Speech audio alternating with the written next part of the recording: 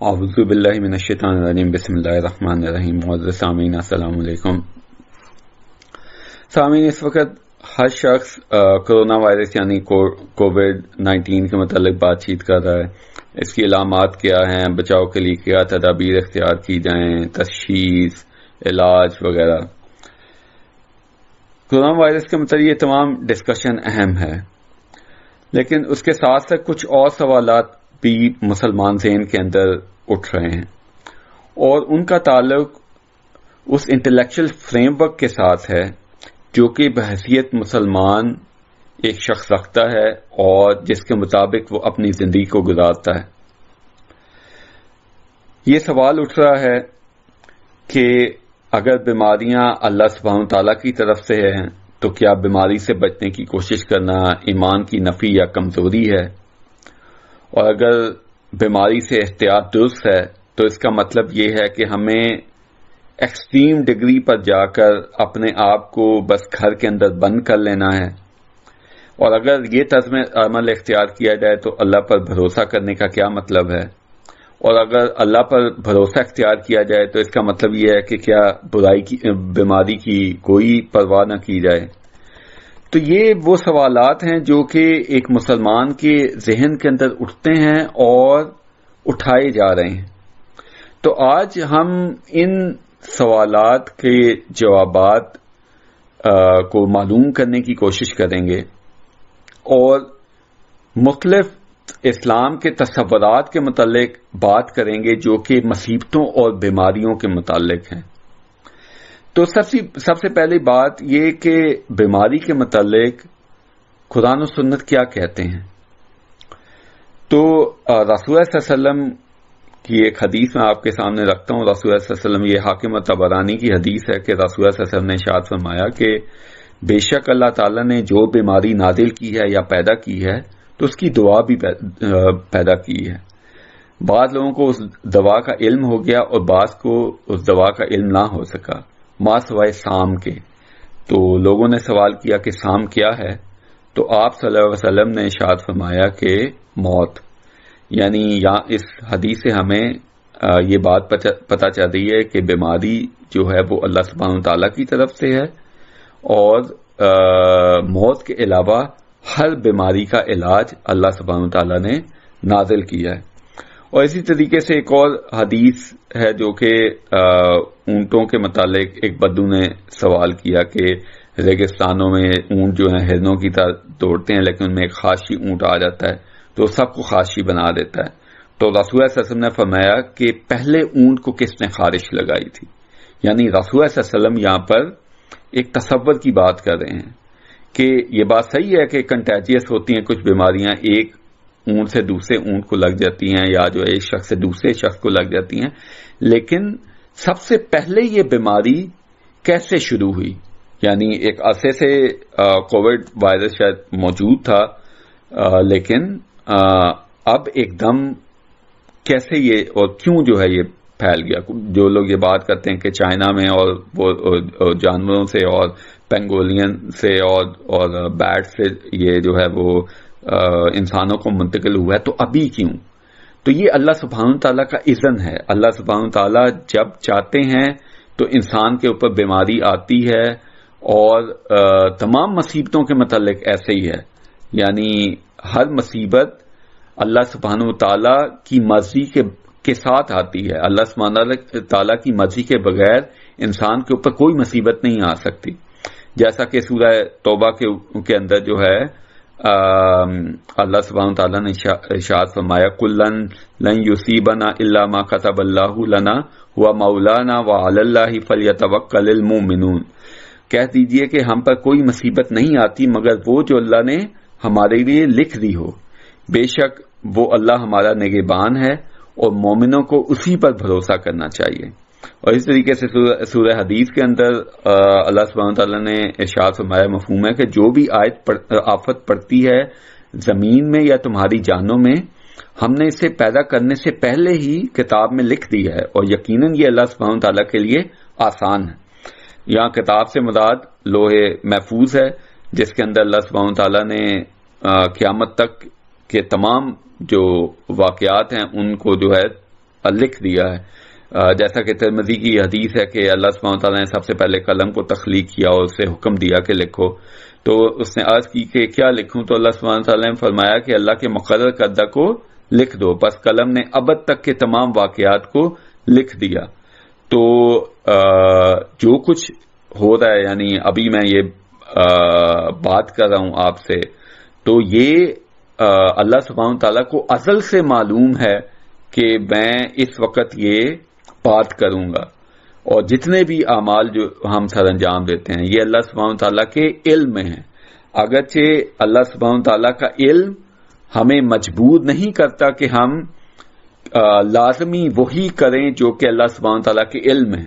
اور ایک سادہ سی مثال سے میں آپ کو یہ سمجھانے کی کوشش کرتا ہوں، کیونکہ بعض لوگ یہ کہتے ہیں کہ اگر اللہ سبحانہ وتعالی کے علم میں ہے ہر چیز تو پھر تو ہم مجبور ہیں اور ہمارا کوئی اختیار نہیں، اور اگر میں نے کسی کو قتل کیا تو وہ بھی اللہ سبحانہ وتعالی کے علم میں ہے، تو پھر کیا میں اس میں مجبور ہوں؟ تو ایک سادہ سی مثال اس کی یہ ہے کہ اگر ایک استاد کے سامنے دو طالب علم ہوں اور ایک طالب علم محنتی ہے اور لائق ہے اور ایک طالب علم پڑھائی نہیں کرتا بالکل، اور وہ استاد امتحان سے پہلے ایک صفحے کے اوپر لکھ لے کہ یہ فلاں طالب علم پاس ہو جائے گا اور فلاں فیل ہو جائے گا، تو اب وہ طالب علم جو کہ نہیں پڑھتا تھا اگر وہ فیل ہوتا ہے تو وہ اس لکھے ہوئے کی وجہ سے فیل نہیں ہوا جو کہ اس استاد نے جو ہے وہ لکھ لیا ہے، بلکہ وہ محنت نہ کرنے کی وجہ سے فیل ہوا. تو اللہ سبحانہ تعالیٰ کا علم ایک انسان کو عمل کے اوپر مجبور نہیں کرتا، لیکن وہ چیزیں جو کہ انسان کے اختیار سے باہر ہیں اور انسان ان کو پسند نہیں کرتا لیکن وہ اس کے اوپر پھر بھی واقع ہوتی ہیں. کوئی مصیبت ہے، وہ ایگزام دینے جا رہا ہے اور گاڑی کا ٹائر پنکچر ہو جاتا ہے، یا وہ ایئرپورٹ کی طرف جا رہا ہے اور جو ہے اس کا ایکسیڈنٹ ہو جاتا ہے، وہ یا وہ جاب کے انٹرویو کے لیے جا رہا ہے اور وہ سخت بیمار ہو جاتا ہے. تو یہ تمام جو مصیبتیں اور پریشانیاں یہ اللہ سبحانہ تعالیٰ کے اذن سے ہیں، اور اللہ سبحانہ تعالیٰ کی مرضی کے بغیر یہ ہم پر واقع نہیں ہو سکتی. اور جب یہ واقع ہوتی ہیں تو اللہ سبحانہ تعالیٰ چاہ رہے ہوتے ہیں کہ ایک مصیبت اس وقت ایک شخص کے اوپر واقع ہو جائے.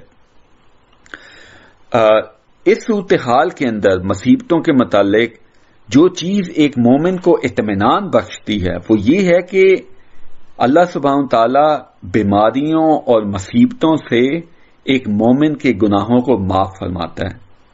جیسا کہ رسول اللہ صلی اللہ علیہ وسلم نے ایک حدیث کے اندر ارشاد فرمایا جو کہ متفقن علیہ حدیث ہے کہ کسی مومن کو کوئی تکلیف نہیں پہنچتی مگر یہ کہ اللہ اس کے بدلے میں اس کے گناہوں کو اسی طرح دور فرماتا ہے جیسا کہ درخت کے پتے جھڑتے ہیں. اور اس طریقے سے ایک اور حدیث کے اندر جو ابن حبان اور طبرانی کی حدیث ہے کہ سیدہ عائشہ رضی اللہ تعالیٰ عنہا سے روایت ہے کہ رسول اللہ صلی اللہ علیہ وسلم نے ارشاد فرمایا کہ جب مومن بیمار ہوتا ہے تو اللہ تعالیٰ اسے گناہوں سے یوں صاف کر دیتا ہے جیسے بھٹی لوہے کے میل کچیل کو دور کر دیتی ہے. اور اسی طریقے سے رسول اللہ صلی اللہ علیہ وسلم نے ایک حدیث کے اندر ارشاد فرمایا جو کہ مسلم اور ترمذی نے روایت کی ہے کہ مومن مسلمان کو کوئی بیماری، تھکان، تکلیف اور غم نہیں پہنچتا حتیٰ کہ وہ فکر جس کے لیے وہ فکر مند ہوتا ہے تو اس کی وجہ سے اس کے گناہ معاف ہوتے ہیں. اور خاص طور پر مرض کے متعلق رسول اللہ صلی اللہ علیہ وسلم نے ارشاد فرمایا کہ جب مسلمان آدمی بیمار ہوتا ہے تو اللہ تعالیٰ کرامن کاتبین، وہ فرشتے جو کہ ہر انسان کے ساتھ ہیں، اس کے اعمال لکھ رہے ہیں، اس سے کہتے ہیں کہ یہ بندہ اپنی صحت مندی کے عالم میں جو بہترین اعمال کرتا تھا انہی کے مطابق اس کا اجر و ثواب لکھتے جاؤ یہاں تک کہ میں سے شفا عطا کر دوں. یعنی سبحان اللہ کہ ایک شخص جب بیمار ہوتا ہے اور وہ نیک اعمال نہیں کر پاتا جو کہ وہ صحت مندی اور تندرستی کے عالم میں کرتا تھا تو اللہ سبحانہ تعالیٰ ان اعمال کے نہ کرنے پر بھی بیماری کے عالم میں اس کا ثواب جو ہے وہ برابر لکھتے جاتے ہیں. تو یہ احادیث ہمیں بیان کر رہی ہیں کہ جب انسان پر کوئی مصیبت آتی ہے اور بیماری آتی ہے اور وہ اس پر صبر کرتا ہے تو اس کے لیے خیر کا باعث ہے، اور اگر وہ صبر نہیں کرتا اور اللہ کی ناشکری کرتا ہے یا اللہ کی قضا کو جھٹلاتا ہے تو یہ اس کے لیے شر کا باعث ہے۔ یعنی قضا کو جھٹلانا سے مراد یہ ہے کہ اگر ایک مسلمان بیماری میں اور مصیبت کے عالم میں یہ کہتا ہے کہ ہاں یہ بیماری مجھ پر کیوں آ گئی، یا اس نے ابھی آنا تھا، یا میرا کیا قصور تھا، یا اللہ کو مجھ سے کیا دشمنی تھی، یا کسی کو میں سے کیا دشمنی تھی، اور یہ اور اس طرح کے جو جملے ادا کرنا یہ سخت گناہ ہے، اور یہ اللہ کی قضا پہ ناپسندیدگی کا اظہار کرنا ہے جو کہ جائز نہیں ہے۔ تو یہ وہ تصورات ہیں جو کہ ایک مسلمان رکھتا ہے، جس کی وجہ سے ایک مسلمان پینک نہیں ہوتا، مصیبت کے عالم میں اس کا دماغ معاف نہیں ہوتا، اور وہ بیماریوں اور وباؤں سے دہشت زدہ نہیں ہوتا، کیونکہ وہ جانتا ہے کہ یہ اللہ کے حکم سے ہے اور اس میں اللہ کی حکمت ہے، اور اگر اللہ چاہیں گے تو یہ بیماری مجھے آئے گی، اور اگر اللہ نہیں چاہیں گے تو یہ بیماری مجھے نہیں آ سکتی، اور اگر میں بیماری آتی ہے اور میں اس پہ صبر کرتا ہوں تو اللہ سبحانہ وتعالی مجھے اس کے بدلے میں میرے گناہوں کو معاف کریں گے۔ اب یہاں پہ یہ سوال پیدا ہوتا ہے کہ اگر بیماریاں اللہ سبحانہ وتعالی کی طرف سے ہیں تو کیا پھر انہیں آنے دیا جائے، اور کیا ایک مسلمان کو بیماری سے بچنے کی کوشش نہیں کرنی چاہیے؟ تو سامعین، ہم جانتے ہیں کہ بیماریاں دو طرح کی ہوتی ہیں، ایک کنٹیجیس یا متعدی، یعنی جو ایک شخص سے دوسرے کو لگ جاتی ہیں، جیسے کہ ٹی بی ہے، فلو ہے، خسرہ ہے، جیسے یہ کووڈ-19 ہے، اور کچھ بیماریاں جو کنٹیجیس نہیں ہوتی، جو کہ جیسے کہ جو ایک سے دوسرے کو نہیں لگتی، جیسے بلڈ پریشر ہے یا ڈائبٹیز یا جیسے شوگر کی بیماری ہے۔ تو رسول اللہ صلی اللہ علیہ وسلم نے ہمیں بیان کیا ہے کہ بیماری سے بچنا جو ہے وہ شرع کے مطابق ہے۔ رسول اللہ صلی اللہ علیہ وسلم نے ایک حدیث کے اندر ارشاد فرمایا کہ بیمار اونٹ کو تندرست اونٹ کے پاس مت لے کر جاؤ، اور اس طریقے سے ایک اور حدیث کے اندر ارشاد فرمایا کہ تم ایک جزامی سے جب بات چیت کرو تو اس کے اور تمہارے درمیان ایک نیزے کا فاصلہ جو ہے ہونا چاہیے۔ یہ مسند احمد کی حدیث۔ اور وباؤں کے متعلق جہاں تک تعلق ہے تو طاعون کے متعلق رسول اللہ صلی اللہ علیہ وسلم نے بیان کیا کہ جب تمہیں پتہ چلے کہ فلاں علاقے میں طاعون کی بیماری پھیل گئی ہے تو نہ اس کی طرف جاؤ اور نہ فرار ہوتے ہوئے اس سے نکلو۔ تو یہ سب بیماری کے بچاؤ کو انڈیکیٹ کر رہی ہیں یہ احادیث، لیکن اس کے ساتھ ساتھ شرع نے ہمیں یہ بھی بتایا ہے، رسول اللہ صلی اللہ علیہ وسلم نے اس چیز کی تلقین کی ہے کہ یہ بچاؤ اور تدابیر شرعی احکامات کے مطابق ہونی چاہیے۔ ایسا نہیں ہے کہ یہ تدابیر جو ہیں وہ کوئی بھی تدبیر جو ہے جو بھی ذہن میں آئے یا جس کے متعلق بھی لوگ بات کر رہے ہوں ان کو اختیار کیا جائے۔ میں آپ کے سامنے بخاری کی یہ حدیث رکھتا ہوں جو کہ عائشہ رضی اللہ عنہا سے مروی ہے کہ رسول اللہ صلی اللہ علیہ وسلم سے طاعون کی بابت جو ہے وہ سوال کیا گیا، تو آپ نے صلی اللہ علیہ وسلم نے انہیں بتایا کہ یہ ایک عذاب تھا جو اللہ جس پر چاہتا تھا اس کی طرف بھیجتا تھا، اللہ تعالیٰ نے اسے مومنین کے لیے رحمت بنا دیا ہے۔ بس جو اپنے آپ کو طاعون کے علاقے میں پائے لیکن وہ اسی علاقے میں ٹھہرا رہے اور اللہ سے اجر کی امید کے ساتھ یہ جانتے ہوئے صبر کرے کہ اسے کوئی مصیبت نہیں پہنچ سکتی تھی سوائے جو اللہ نے اس کے لیے لکھ دی ہے، تو ایسے شخص کے لیے شہید کے اجر سے کم کچھ نہیں ہے۔ سامعین، یہ حدیث ہمیں ایک بات کی طرف اشارہ کر رہی ہے، اس پر غور کرنے کی ضرورت ہے۔ یہاں پر رسول اللہ صلی اللہ علیہ وسلم کہہ رہے ہیں کہ ایک شخص اگر ایک علاقے کے اندر موجود ہوں جہاں طاعون کی وبا پھیل گئی ہے تو وہ اس سے نکل کے دوسرے علاقے کی طرف نہ جائے۔ ایک شخص یعنی یہ سوچ سکتا ہے کہ میرے بچنے کا طریقہ یہ ہے کہ میں یہاں سے نکل جاؤں، اور وہ ذاتی طور پہ شاید اس چیز کو پریفر کرے، لیکن اس کی یہ احتیاطی تدبیر رسول اللہ صلی اللہ علیہ وسلم کہہ رہے ہیں کہ وہ درست نہیں ہے۔ اس کو اس علاقے کے اندر رہنا ہے اور اس صورتحال کے اندر صبر کرنی ہے، یعنی شرع ذاتی فائدے کے اوپر مقدم ہے اور ایک شخص کا ذاتی بچاؤ معاشرے کے اجتماعی مفاد کے اوپر مقدم ہے. یعنی جو احتیاطی تدابیر ہیں وہ شرعی احکامات کے مطابق ہونی چاہیے.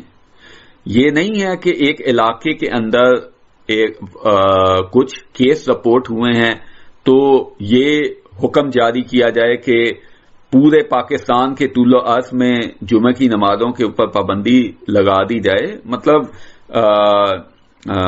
ہمیں شرع کے احکامات کو برقرار رکھتے ہوئے سولوشن کو ڈرائیو کرنے کی مینٹالٹی ہونی چاہیے. یہ کیا جا سکتا ہے کہ ایک سے زیادہ جماعتیں ہوں، 2-3 یا اس سے زیادہ جماعتیں ہوں، یا کھلی جگہ کے اوپر جو ہے نماز جو ہے اس کو ادا کیا جائے.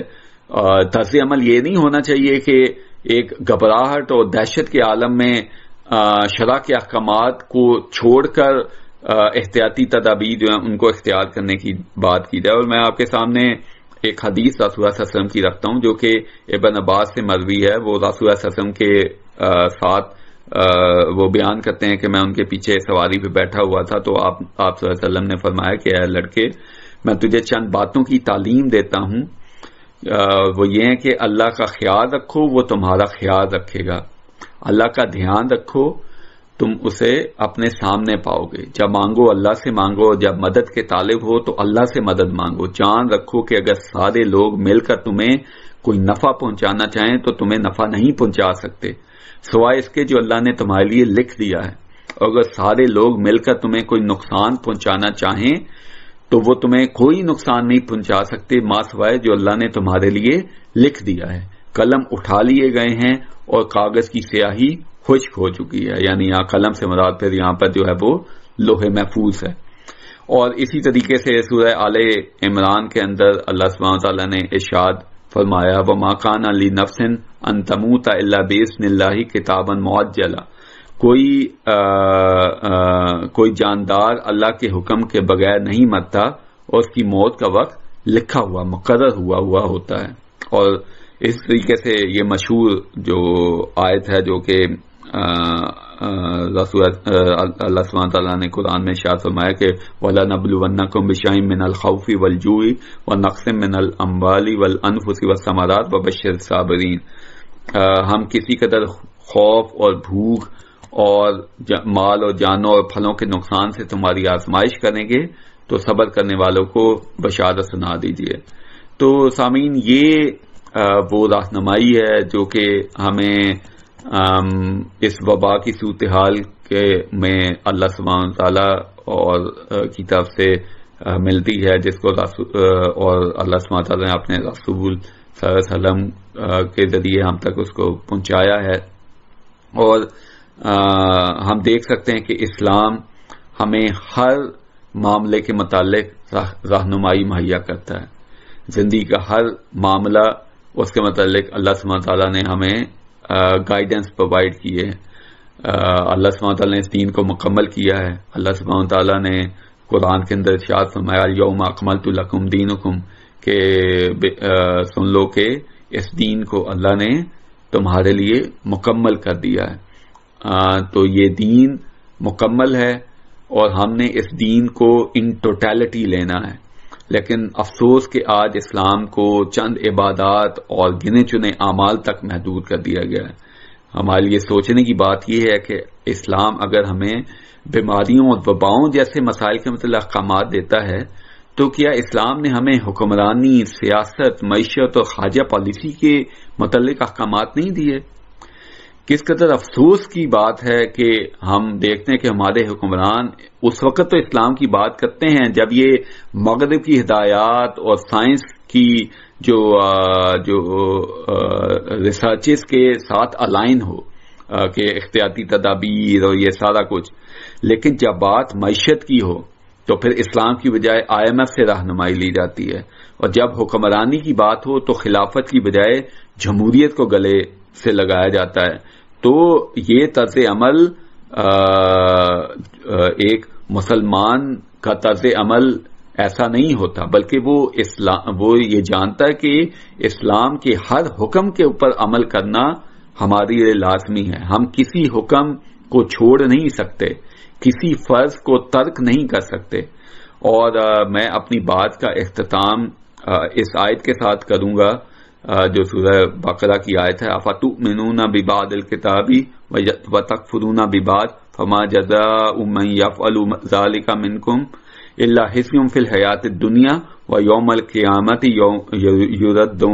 یردون الی اشد العذاب. کیا تم کتاب کے کچھ حصے پر ایمان رکھتے ہو اور کچھ حصے کا انکار کرتے ہو؟ اور جو شخص ایسا کرے گا تو دنیا میں اس کے لیے رسوائی ہے اور آخرت کے دن ان لوگوں کو سخت ترین عذاب کی طرف لوٹایا جائے گا. اللہ سبحانہ تعالیٰ سے دعا ہے کہ اللہ سبحانہ تعالیٰ ہمیں ایسے لوگوں میں سے نہ کرے اور اللہ سبحانہ تعالیٰ ہمیں دین کے تمام احکامات پر عمل کرنے کی توفیق عطا فرمائے اور اللہ سبحانہ تعالیٰ ہمیں وہ نظام خلافت عطا کرے جو کہ دین کے تمام احکامات کو نافذ کرتا ہے. وَأَقُولُ قَوْلِي هَذَا أَسْتَغْفِرُ اللَّهَ الْعَظِيمَ.